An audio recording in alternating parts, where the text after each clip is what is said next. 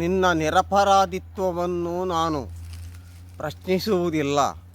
ಆದರೆ ವಾಸ್ತವಿಕವಾದಂತಹ ಸತ್ಯ, ಅಂಬೆಯ ನಿವೇದನೆ, ಹಾಗೇ ನಡೆದಂತಹ ಪರಿಸ್ಥಿತಿಯ ಬಗ್ಗೆ ಅವಲೋಕಿಸಿದಾಗ ನೀನು ಸ್ವಲ್ಪ ಅವಸರವನ್ನು ಮಾಡಿದೆಯೋ ಎಂಬ ಅನುಮಾನ ಕಾಡುತ್ತಾ ಇದೆ.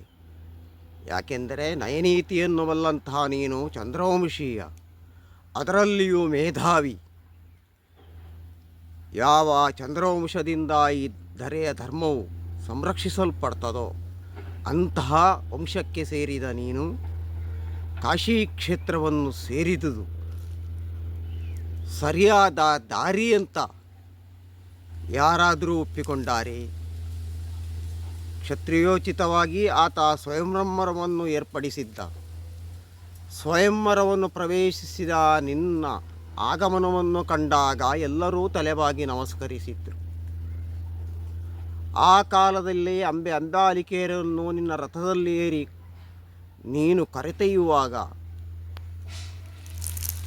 ನೇರವಾಗಿ ನೀನು ಪ್ರಶ್ನಿಸಬಹುದಿತ್ತು.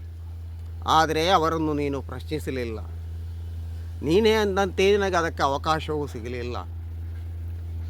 ಅನುಮಾನ, ಆಗಮ, ಉಪಮಾನ, ಪ್ರತ್ಯಕ್ಷ ಪ್ರಮಾಣ ಎಂಬುದರಿಂದ ಒಂದು ಅಪರಾಧವೋ ನ್ಯಾಯವೋ ನಿರ್ಣಯಿಸಲ್ಪಡ್ತದೆ.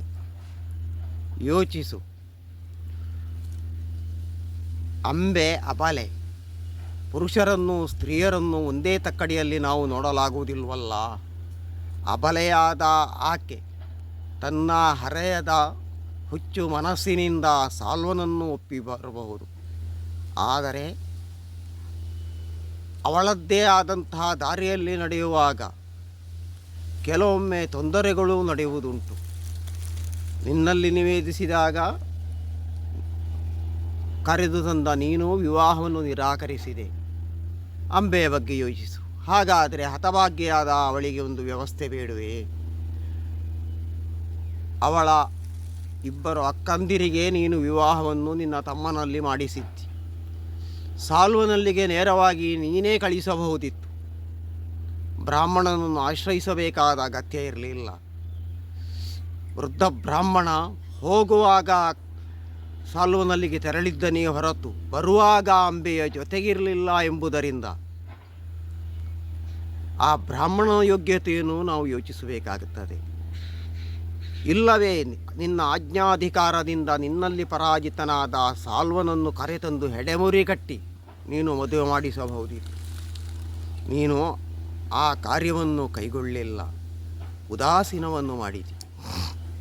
ಆಮೇಲೆ ಅಂಬೆ ನೇರವಾಗಿ ನಿನ್ನಲ್ಲಿ ಬಂದು ಕೇಳಿದಾಗ ನೀನು ನಿರಾಕರಿಸಿದಿ. ಆದರೆ ಪರಿಸ್ಥಿತಿ ಎಲ್ಲಿಯವರೆಗೆ ಬಂತು ನೋಡು. ಹೆಣ್ಣಾದವಳು ಲೋಕದ ಕಣ್ಣಾಗುತ್ತಾಳೆ. ಹಿರಿಯರಾದವರ ಆಚಾರ ಕಿರಿಯರಿಗೆ ಮಾರ್ಗದರ್ಶಕ. ಮಾನಸಿಕವಾಗಿ ಸಾಲ್ವನನ್ನು ಒಪ್ಪಿದವಳನ್ನು ಮದುವೆ ಆಗುವುದಿಲ್ಲ ಎಂಬ ನಿನ್ನ ನಿರ್ಧಾರ ವಿಮರ್ಶಿಸಬೇಕಾಗುತ್ತದೆ. ನಿನ್ನ ಹಿರಿಯನಾದಂತಹ ಚಂದ್ರವಂಶದ ಯಯಾತಿ ಕಚನಿಗೆ ಮನ ಒಪ್ಪಿದಂತಹ ದೇವಯಾನಿಯನ್ನು ಪಾಣಿಗ್ರಹಣವಾಗಲಿಲ್ವೇ? ಸತ್ಯವತಿ ದೇವಿಯವರ ಬಗ್ಗೆ ಯೋಚಿಸಿದಾಗ ಪರಾಶರನಲ್ಲಿ ಸಂಪರ್ಕವಾದಂತಹ ಸತ್ಯವತಿ ದೇವಿ ಚಂದ್ರವಂಶವನ್ನು ಸೇರಿಕೊಂಡಳು. ಹಾಗಾದರೆ ಋಷಿಮೂಲ, ನದಿಮೂಲ, ಸ್ತ್ರೀಮೂಲ ಎಂಬುದು ಗೌಪ್ಯವಾಗಿರ್ತದೆ. ಇದು ಪ್ರಶ್ನಾತೀತವೂ ಹೌದು, ವಿಮರ್ಶೆಗೆ ನಿಲುಕದ ವಿಷಯವೂ ಹೌದು.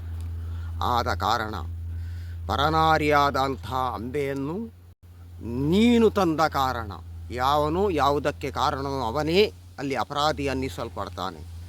ಅಂಬೆಯನ್ನು ನೀನು ತಂದದ್ದು ಸರಿಯೋ ತಪ್ಪೋ ಎಂಬುದಕ್ಕಿಂತಲೂ ತಂದದ್ದು ನೀನಾದ ಕಾರಣ ನೀನೇ ಅವಳನ್ನು ವಿವಾಹವಾಗದೆ ಇನ್ಯಾರು ವಿವಾಹವಾಗುತ್ತಾರೆ? ನೀನೇ ಮದುವೆಯಾಗತಕ್ಕದ್ದು.